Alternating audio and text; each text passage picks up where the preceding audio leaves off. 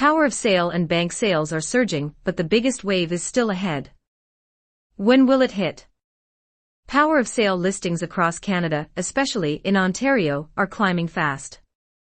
In the GTA, they've more than doubled in some months compared to last year, and mortgage delinquencies are rising after years of calm.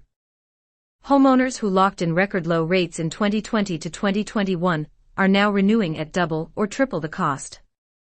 Many can't keep up. The real question isn't if more distress is coming, it's when the peak hits. Today, I'll show you exactly how to time it using US history, fresh Canadian data, and a deep dive into Ontario, including Hamilton, Burlington, and Stoney Creek. By the end, you'll know when the flood of distressed inventory likely peaks, why it lags the pain, and how to position yourself. Part 1, the US template: why distress lags 12 to 24 months.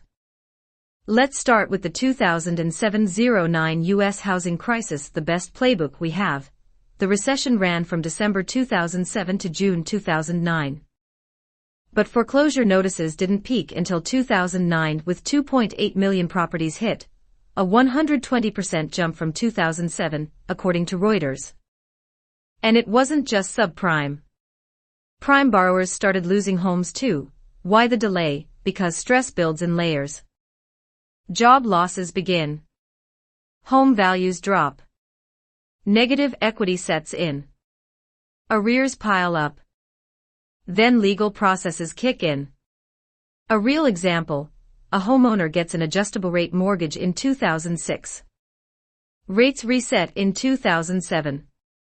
They lose their job in 2008. The house drops 25 to 30% by early 2009. They fall behind. The bank files notice. The actual foreclosure sale. Mid-2009 or later. Bottom line: the distress sale wave hit 12 to 24 months after the first cracks appeared, after the economy bottomed. Part 2, Canada National: the renewal shock is just starting. Canada's different. Mortgages renew every 5 years. Household debt is sky high. And most provinces use power of sale, not judicial foreclosure, but the same stress mechanics apply. Recent data. National 90-plus day delinquency rose from 0.14% in Q4 2023 to 0.22% in Q4 2024, a 57% jump. In Ontario, it hit 0.24% in Q1 2025, up 71.5% year-over-year. According to Canadian Mortgage Professional, Ontario delinquencies reach alarming highs amid mortgage renewal surge. And delinquency is a lagging indicator. Here's a real scenario. You bought in 2020 at 2.5%. You renew in 2025 at 6%. Your payment jumps 60%. Inflation's high. Maybe you lose income. You miss payments. 90-plus days late. The bank issues notice. The power of sale listing hits the market 6 to 12 months later. National rule of thumb: expect the peak in forced sales 9 to 12 months after the worst renewal or job shock. Part 3, Ontario and GTA: we're in the build-up phase. Now zoom into Ontario, ground zero for renewal risk. GTA power of sale listings: 96 in September 2023, 204 in September 2024, plus 112%. Average monthly listings: 4.5 in 2020, 159 in 2024.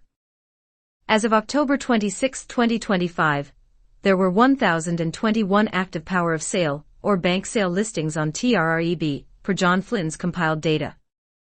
Ontario's power of sale process is faster than U.S. foreclosure.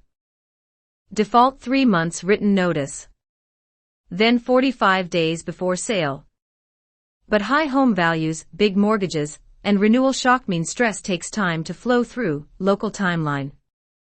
2020 to 2021 buyers renew in 2025 to 2026 at 5.56% plus. Job dips, e.g., industrial layoffs in GTA/Hamilton. Values correct 10 to 15%. Defaults spike late 2025. Peak forced listings, late 2025 to mid-2026.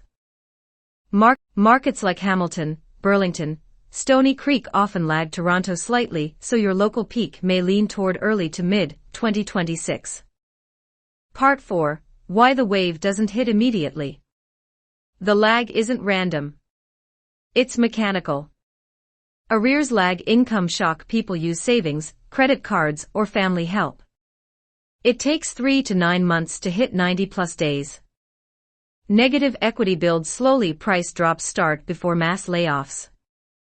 Renewal shock is staggered, not everyone renews at once. Legal process takes time even in Ontario, notice plus listing plus sale equals months. Market absorption, distressed homes don't sell instantly.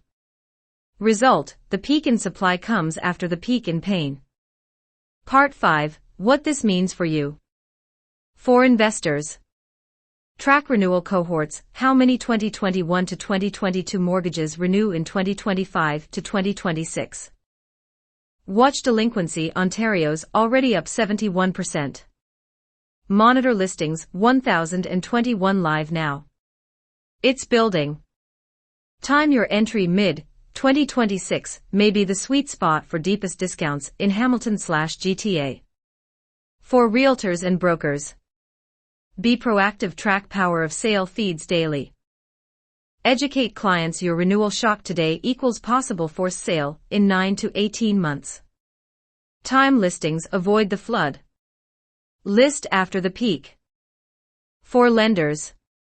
Stress test renewals, the worst is not now. Plan for 2026, that's when portfolio losses peak. Part 6. 2 scenarios, past and future. US 2007-09 historical. 2006 arms taken. 2007 rates reset. 2008 jobs lost, prices crash. 2009 foreclosures peak. 12 to 24 month lag. Ontario 2025 to 2026 forward looking. 2020 to 2021 low-rate mortgages. 2025, renewals at 6% plus, layoffs begin. Late 2025, delinquencies spike. 2026, power of sale listings peak. 12 to 18 month lag in high-value markets. Part 7, your timing rule of thumb. Trigger time equals major renewal shock, job losses, or price drops. Peak distressed supply equals national, 9 to 12 months later. Ontario/GTA, 12 to 18 months later. Watch these indicators. 90+ day delinquencies, now rising. Power of sale listings, 1,021 and climbing. Job market weakness. Price corrections. We're in the build-up phase now. The peak is still ahead. Final thought.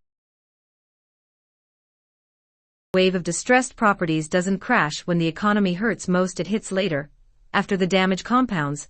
For Ontario, especially the GTA and GTHA, the greatest supply and opportunity likely arrives late 2025 to mid-2026. Whether you're buying, selling, lending, or developing, this timeline is your edge. Keep watching the data. Position early. And don't get caught in the flood. If you found this breakdown helpful, give this video a like. It really helps the channel grow. And don't forget to subscribe for future updates on real estate, housing affordability, and the Canadian economy.